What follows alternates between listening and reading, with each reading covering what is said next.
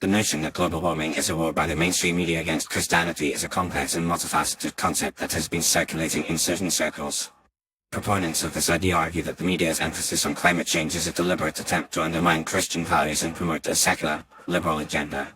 According to this perspective, the media's focus on environmental issues is a smokescreen for a broader attack on traditional Christian beliefs and practices. One of the primary arguments made by those who subscribe to this view is that the concept of global warming is deeply rooted in a secular, humanistic worldview that is inherently at odds with Christian teachings. They argue that the idea of human-caused climate change implies that humans are the central actors in the universe, rather than God, and that this perspective is a direct challenge to the biblical account of creation. Additionally, they claim that the proposed solutions to climate change, such as reducing carbon emissions and transitioning to renewable energy sources, are often framed in terms of human ingenuity and technological prowess, rather than humility and dependence on God.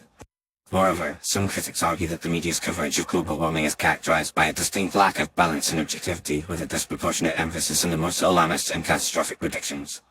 They claim that this kind of reporting creates a sense of fear and urgency that is designed to intimidate and manipulate the public, rather than inform and educate them.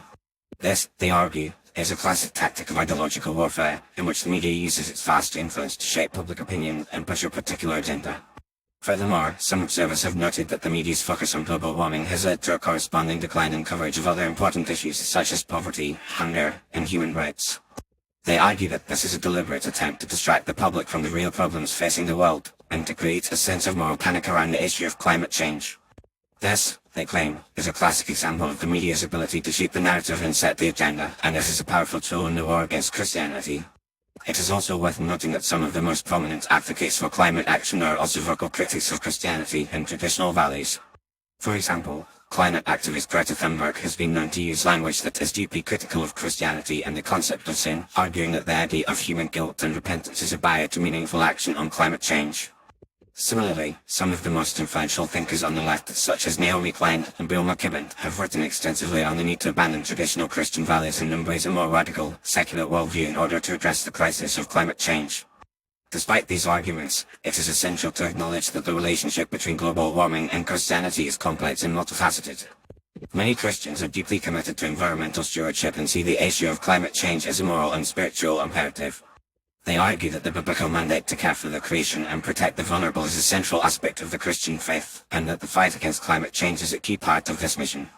In conclusion, while the idea that global warming is a war by the mainstream media against Christianity may seem far-fetched to some, this is a perspective that is deeply rooted in a particular worldview and set of assumptions. Proponents of this view argue that the media's emphasis on climate change is a deliberate attempt to undermine Christian values and promote a secular, liberal agenda. However, it is essential to approach this issue with nuance and balance, recognizing that the relationship between global warming and Christianity is complex and multifaceted, and that there are many different perspectives and opinions on this issue. Ultimately, a more informed and nuanced understanding of this complex issue can only be achieved through respectful and open-minded dialogue between people of different backgrounds and beliefs.